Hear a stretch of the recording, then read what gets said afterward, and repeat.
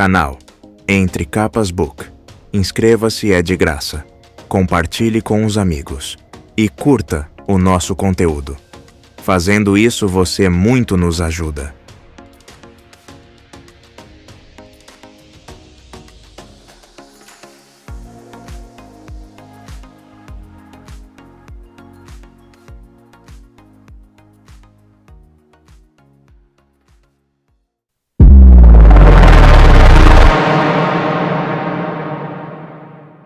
Capítulo 67.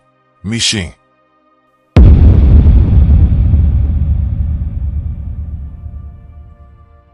Essa geração só tem um vinculador, e alguns acreditam que as divisões entre nós são por culpa disso. O verdadeiro problema é muito mais profundo. Acredito que o próprio Honra esteja mudando. Da gaveta 24 a 18, Quartzo Fumê. Um dia depois de ter sido assassinada de maneira brutal, Shallan se descobriu se sentindo muito melhor. O senso de opressão a deixara, e até mesmo o pavor parecia distante. O que havia restado era aquele vislumbre que vira no espelho.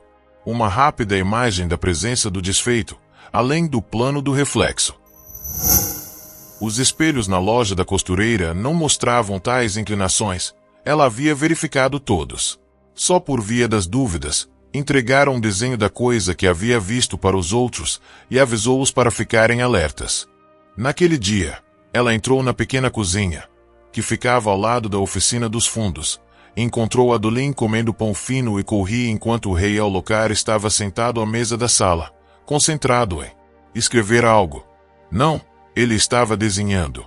Shallan pousou dedos afetuosos no ombro de Adolin e apreciou o sorriso de resposta dele. Então deu a volta para espiar sobre o ombro do rei. Ele estava fazendo um mapa da cidade, com o palácio e a plataforma do Sacro Portal. Não estava nada ruim. Alguém viu o carregador de pontes?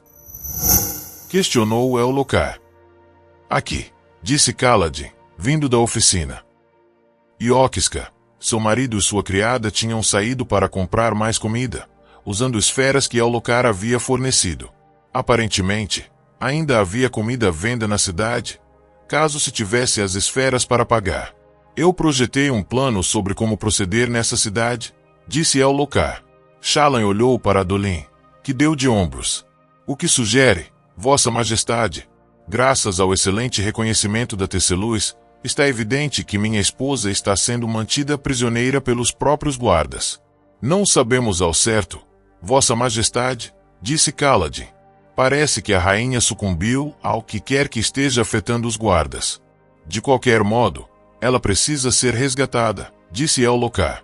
Ou entramos escondidos no palácio atrás dela e do pequeno Gavinor, ou mobilizamos uma força militar para nos ajudar a capturar o local pela força das armas.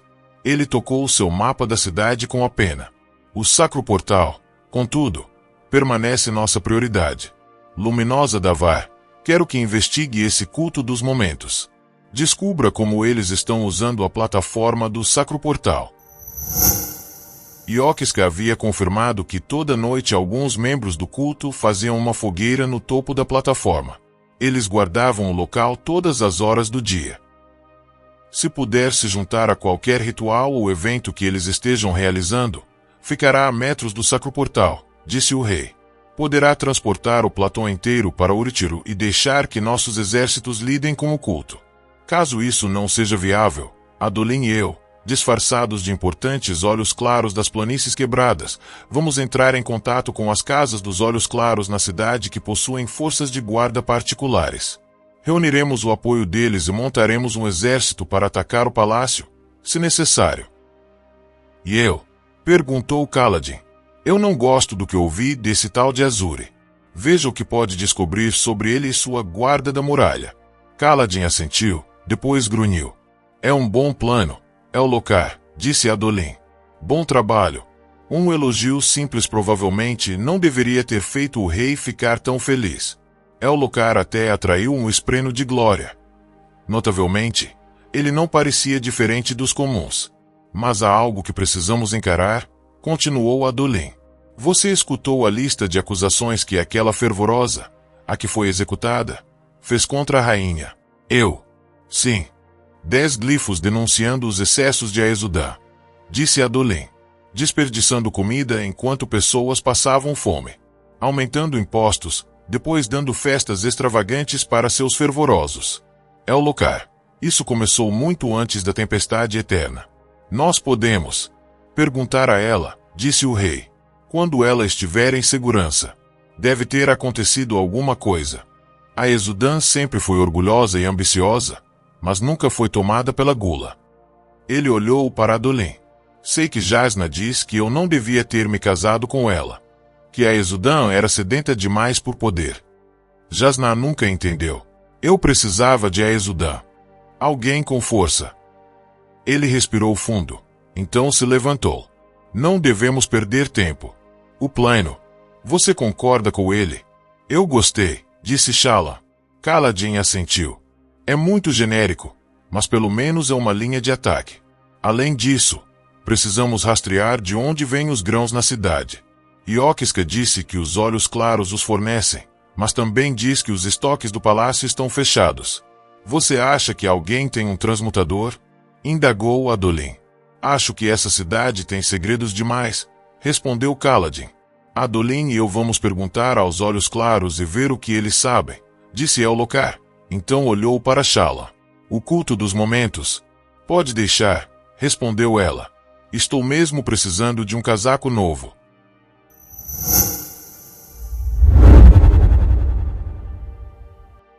Ela se esgueirou para fora do edifício novamente como véu.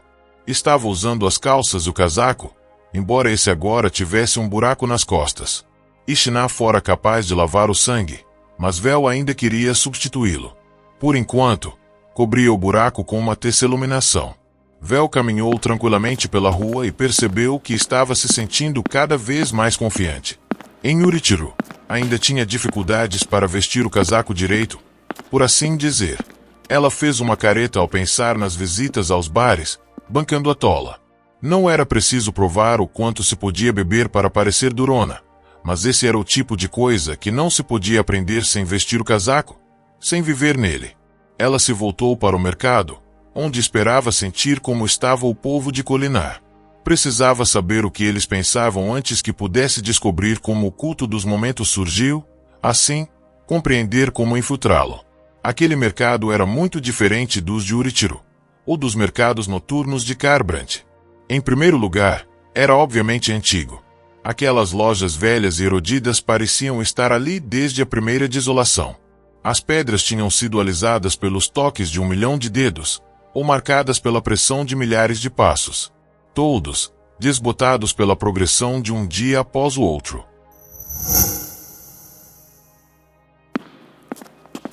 A rua era larga e não estava muito cheia. Algumas barracas estavam vazias e os comerciantes que restavam não gritaram a passagem dela. Essas coisas pareciam efeitos da sensação de sufocamento de todos, a sensação de uma cidade sitiada. Iokiska só atendia homens, e Vel não queria se revelar para a mulher, de qualquer jeito. Então ela parou em um costureiro e experimentou alguns casacos novos. Conversou com a mulher que cuidava das contas, era seu marido que costurava, e conseguiu algumas sugestões de onde procurar um casaco que combinasse com o atual, então voltou à rua. Soldados em azul claro patrulhavam ali, os glifos nos seus uniformes proclamando que eram da casa Velalant. Iokiska havia descrito o luminobre deles como uma figura de pouca autoridade na cidade até tantos olhos claros desaparecerem no palácio. Vel estremeceu, lembrando-se da fileira de cadáveres. Adolin e Ellocar tinham quase certeza de que se tratava dos restos mortais de um Kholin distante e seus atendentes, um homem chamado Kavis, que frequentemente tentou ganhar poder na cidade. Nenhum dos dois lamentava sua perda, mas era uma pista de um mistério contínuo. Mais de 30 pessoas haviam tentado se encontrar com a rainha, muitas delas mais poderosas do que Kavis. O que acontecera com elas? Ela passou por uma série de vendedores oferecendo a variedade usual de necessidades e curiosidades, desde cerâmica e aparelhos de jantar até facas elegantes. Era bom ver que, ali, os soldados conseguiram impor alguma ordem. Talvez, Em vez de se concentrar nas barracas fechadas, Vel devesse ter apreciado quantas ainda estavam abertas. A terceira loja de roupas finalmente tinha um casaco de que ela gostou, no mesmo estilo do antigo, branco e longo, passando dos joelhos. Ela pagou por ele. Então casualmente perguntou à costureira sobre os grãos na cidade. As respostas levaram-na a uma rua adiante, até uma estação de grãos. Antes, havia sido um banco taileno, com uma placa no topo onde se lia cofres seguros em taileno e na escrita feminina. Os proprietários haviam fugido há muito tempo. Agiotas pareciam ter um sexto sentido para perigo iminente, do modo como alguns animais pressentiam uma tempestade horas antes de ela chegar. Os soldados de azul claro haviam se apropriado do local e os cofres agora protegiam os preciosos grãos. As pessoas esperavam na fila do lado de fora. Na frente, soldados forneciam láveis o bastante para um dia de pão fino e mingau. Era um bom sinal, ainda que fosse uma recordação distinta e terrível da situação da cidade. Ela teria aplaudido a generosidade de Velalante, não fosse pela incompetência ululante dos seus soldados. Eles gritavam para que todos permanecessem na fila, mas não faziam nada para manter a ordem. Tinham uma escriba cuidando para que ninguém entrasse na fila 2 vezes, mas não excluíam pessoas que eram obviamente abastadas o suficiente para não precisar da doação. Vel deu uma olhada ao redor do mercado e notou pessoas vigiando de cantos e buracos das barracas abandonadas. Os pobres e indesejados, aqueles mais destituídos até os refugiados.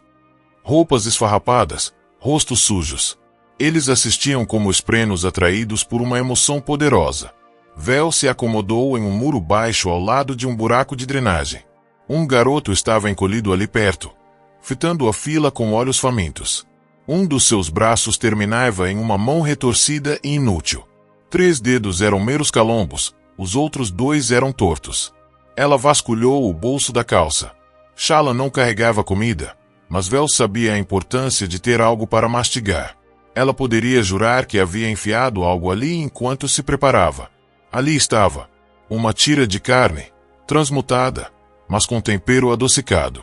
Não era grande o bastante para ser uma linguiça. Ela mordeu uma ponta, então balançou o resto na direção do moleque. O garoto olhou-a de alto a baixo, provavelmente tentando determinar o que ela estava querendo. Finalmente, ele se aproximou e aceitou a oferta, enfiando com rapidez a carne toda na boca. Ele esperou, fitando-a para ver se ela tinha mais. Por que você não entra na fila? Indagou Vel. Eles têm regras. Tem que ter uma certa idade. E se você for pobre demais, te empurram para fora da fila. Por que motivo? O garoto deu de ombros. Acho que não precisa de motivo. Eles dizem que você já foi, só que você não foi. Muitas dessas pessoas são servas de lares ricos, não são? O moleque assentiu. Tormentosos olhos claros, pensou Vel enquanto assistia. Alguns dos pobres foram empurrados para fora da fila por alguma infração, como o moleque havia dito. Os outros esperavam pacientemente, já que era o trabalho deles. Haviam sido mandados ali por casas ricas para coletar comida. Muitos tinham um ar forte e esguio de guardas domésticos, embora não usassem uniformes. Raios! Os homens de Velalante realmente não tinham ideia do que estavam fazendo. Ou talvez eles saibam exatamente o que estão fazendo, pensou. E Velalante só esteja mantendo os olhos claros locais felizes e prontos para apoiar seu governo, caso os ventos soprem na direção dele. Isso deixou Vel nauseada. Ela pegou outra tira de carne para o moleque, então fez menção de perguntar até onde a influência de Velalante se estendia, mas o garoto se foi em um piscar de olhos. A distribuição de grãos terminou e um monte de pessoas infelizes manifestou o seu desespero. Os soldados disseram que fariam outra distribuição à noite e aconselharam as pessoas a formarem uma fila e esperar. Então o banco fechou as portas.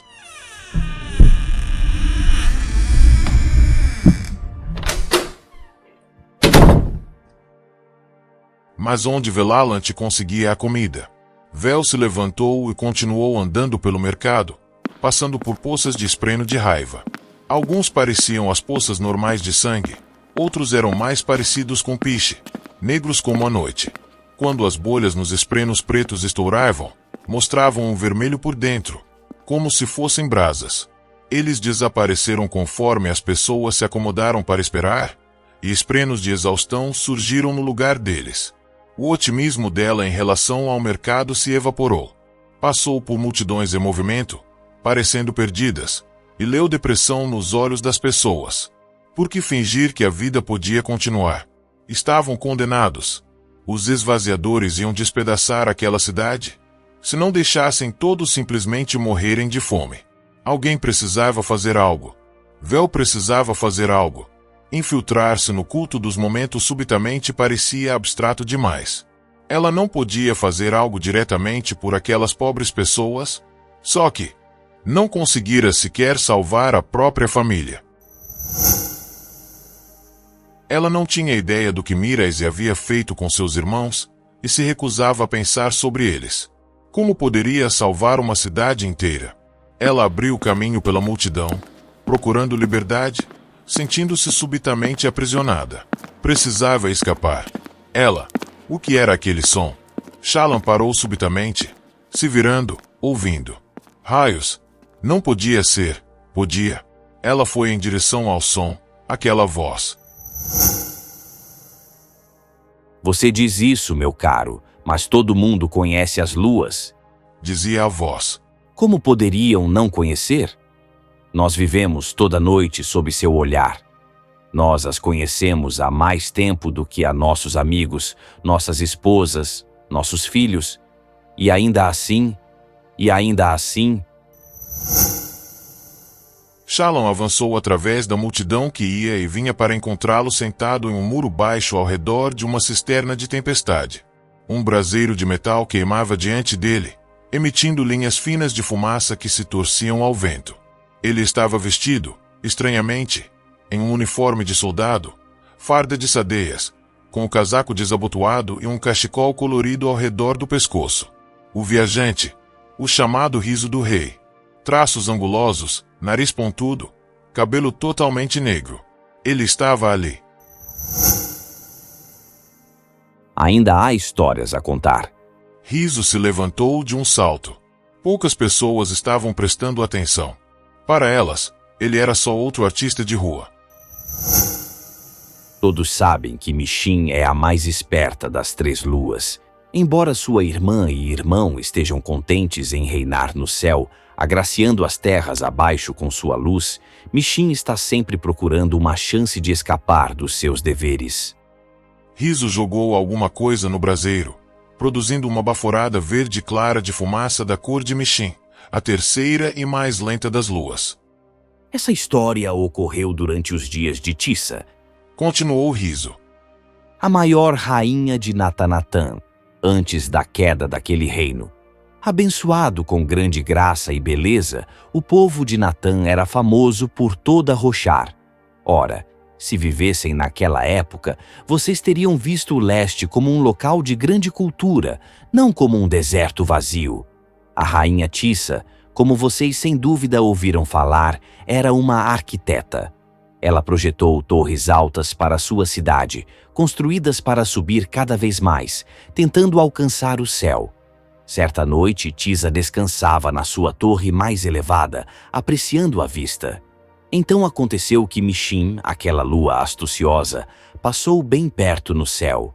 Era uma daquelas noites quando as luas estão grandes, e essas, todo mundo sabe, são as noites em que as luas prestam especial atenção às ações dos mortais. Grande rainha, chamou Mishin. Você construiu torres tão belas na sua grandiosa cidade. Eu aprecio vê-las a cada noite enquanto passo. Riso deixou cair um pó no braseiro, dessa vez em torrões que fizeram com que 2 linhas de fumaça, uma branca, outra verde, emanassem. Shallan deu um passo à frente, vendo a fumaça subir. Os passantes se detiveram e começaram a se aglomerar. Ora, Disse Riso, enfiando as mãos nas linhas de fumaça, torcendo-as para que a fumaça girasse e se contorcesse, dando a impressão de uma lua verde girando no centro. a rainha Tissa não ignorava os modos astuciosos de Mishin. Os natanianos nunca apreciaram muito Mishin, preferindo antes reverenciar o grande Nomon. Ainda assim, ninguém podia ignorar uma lua. Obrigada, ó grande ser celestial, respondeu Tisa. Nossos engenheiros trabalham incessantemente para erigir as mais esplêndidas obras dos mortais. Elas quase alcançam o meu domínio, disse Michin. Pergunto-me se você está tentando tomá-lo. Nunca, grande ser celestial. Meu domínio é essa terra, e o céu é seu. Riso ergueu a mão sob a fumaça, traçando a linha de branco na forma de um pilar reto. Sua outra mão juntou um bocado de verde acima, como um remoinho. Uma torre e uma lua. Isso não pode ser natural, pode? Pensou Shala. Ele está te iluminando? Mas ela não via qualquer luz das tempestades. Havia algo mais orgânico no que ele estava fazendo. Não dava para ter certeza de que era sobrenatural. Como sempre, Michin estava bolando um plano.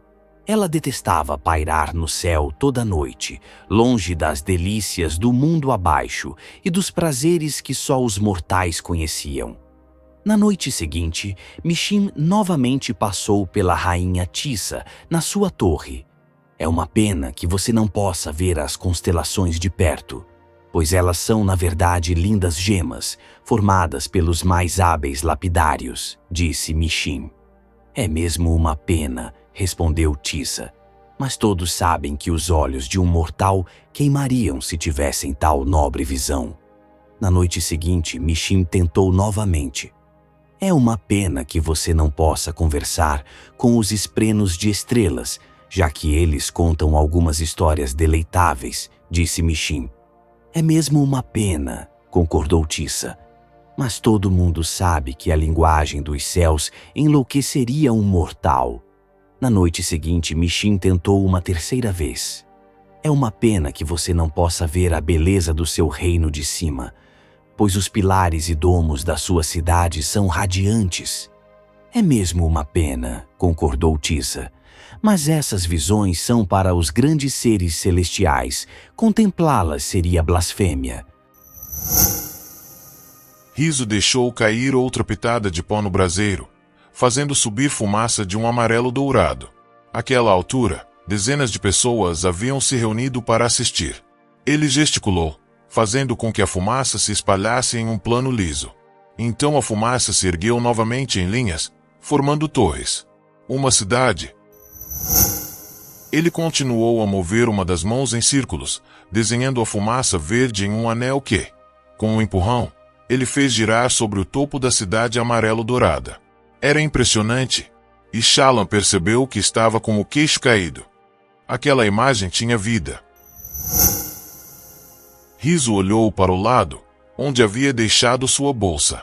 Ele teve um sobressalto, como se estivesse surpreso. Shallan inclinou a cabeça enquanto ele rapidamente se recompunha, voltando para a história tão rápido que era fácil deixar passar aquele lapso. Mas agora, enquanto falava, ele vasculhava a audiência com olhos cuidadosos. Michin não havia acabado, Disse ele. A rainha era devota, mas a lua era astuciosa. Deixarei ao cargo de vocês decidirem o que é mais poderoso. Na quarta noite, quando Michin passou pela rainha, ela tentou um plano diferente. Sim, sua cidade é grandiosa, como só um deus pode ver de cima. Por isso é tão triste que uma de suas torres tenha um telhado com defeito. Riso acenou com a mão, destruindo as linhas de fumaça que formavam a cidade. Ele deixou a fumaça esvanecer, os pós que havia jogado se esgotando, todas menos a linha verde. O quê? Disse Tisa. Uma torre com defeito? Qual? É só uma pequena mácula, disse Michin. Não se preocupe com isso. Eu aprecio o esforço que seus artesãos, ainda que incompetentes, colocaram no trabalho. Ela continuou seu caminho, mas sabia que havia capturado a rainha.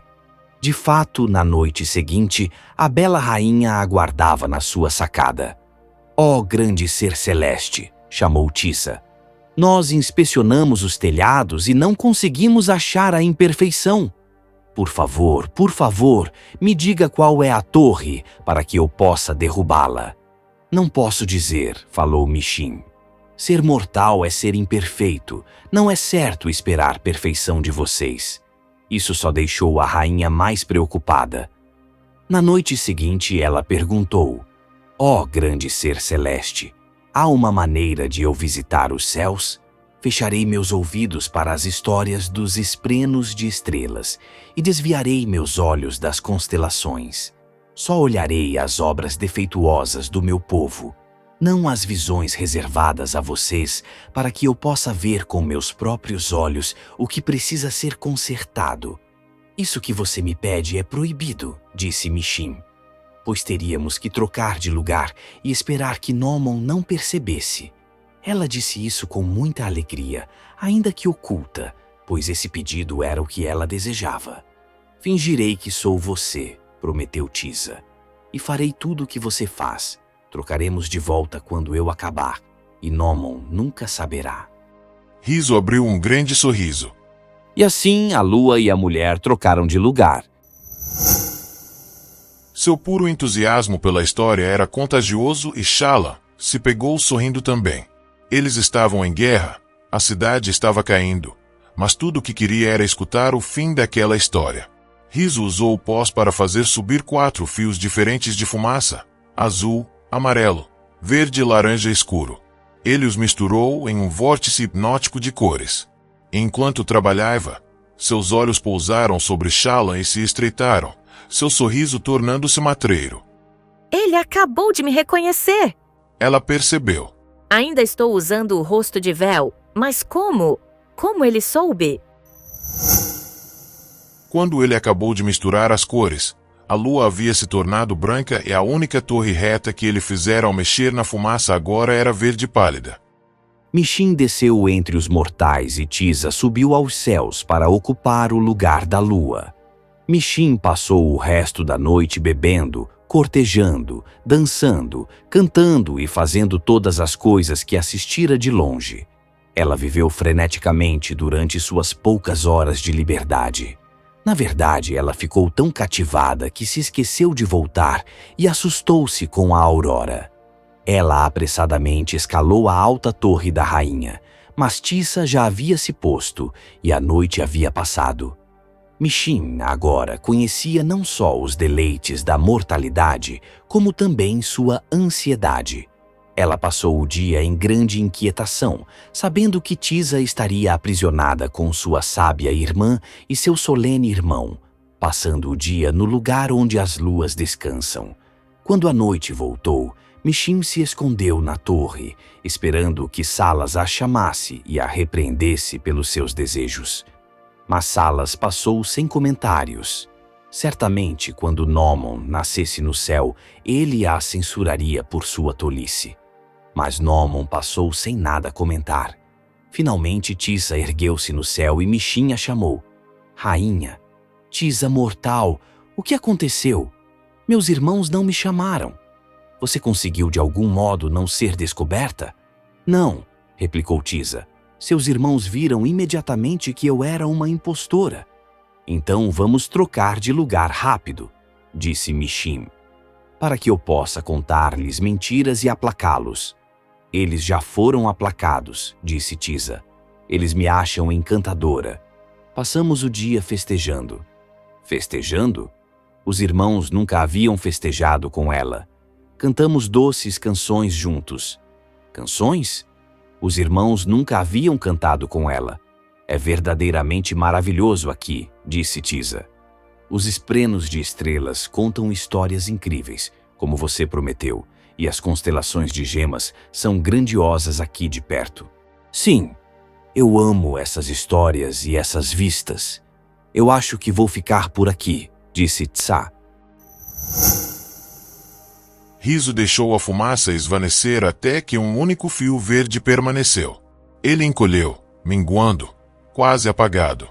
Quando ele falou, sua voz era suave. Mishim então conheceu outra emoção mortal, a perda. A lua começou a entrar em pânico. Pensou na vista grandiosa lá de cima, onde podia contemplar todas as terras e apreciar, ainda que de longe, sua arte, edifícios e canções. Lembrou-se da generosidade de Nomon e da consideração de Salas. Riso fez um remoinho de fumaça branca e empurrou lentamente para a esquerda. A nova lua tisa perto da hora de se pôr. Espere, disse Michin. Espere, Tissá. Você faltou com sua palavra. Você falou com os esprenos de estrelas e olhou as constelações. Riso pegou o anel de fumaça em uma das mãos, de algum modo fazendo-o permanecer parado. Nomon disse que eu podia, explicou Tissa, e não sofri mal algum. Você quebrou sua palavra mesmo assim? Gritou Michin. Deve voltar à terra, mortal, pois nossa barganha terminou. Riso deixou o anel pairando ali. Então desapareceu. Para o alívio eterno de Michin, Tissa cedeu. A rainha desceu de volta à sua torre e Michin se apressou a subir aos céus. Com grande prazer, ela afundou rumo ao horizonte. Contudo, pouco antes de se pôr, Michin ouviu uma canção. Estranhamente, Riso acrescentou uma pequena linha de fumaça azul ao braseiro. Era a canção de Riso, de beleza. Uma canção que Michin nunca ouvira. Ela levou muito tempo para compreender aquela canção, até que, meses depois, ela passou no céu à noite e viu a rainha na torre novamente, segurando no colo uma criança com pele levemente azulada. Elas não se falaram, mas Michin soube. A rainha a enganara. Tissa havia desejado passar um dia nos céus para conhecer Nomon por uma noite. Ela dera à luz um filho com pele azul clara, a cor do próprio Nomon. Um filho nascido dos deuses, que conduziria seu povo à glória. Um filho que trazia o manto dos céus. E é por isso que, até hoje, o povo de Natanatan tem uma pele levemente azulada. E é por isso que Michin, embora ainda seja astuciosa, nunca mais deixou seu posto. Mais importante, essa é a história de como a lua veio a conhecer a única coisa que antes só os mortais haviam conhecido: a perda. A última linha de fumaça azul foi diminuindo, então se apagou.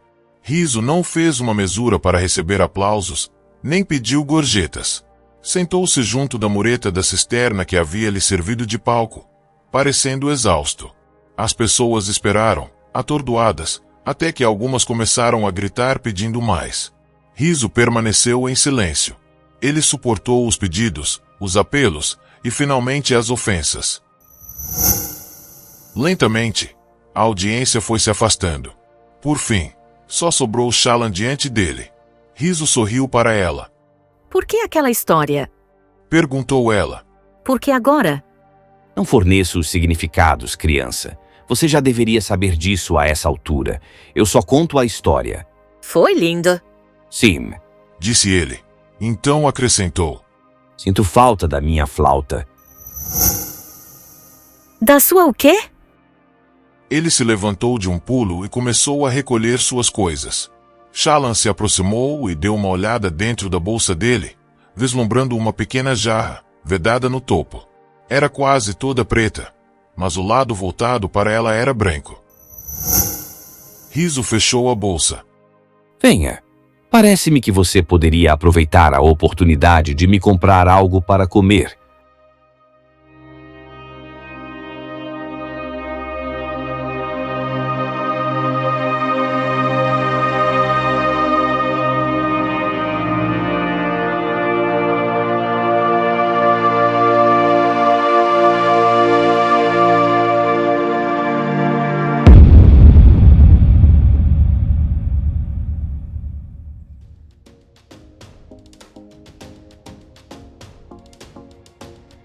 Canal Entre Capas Book.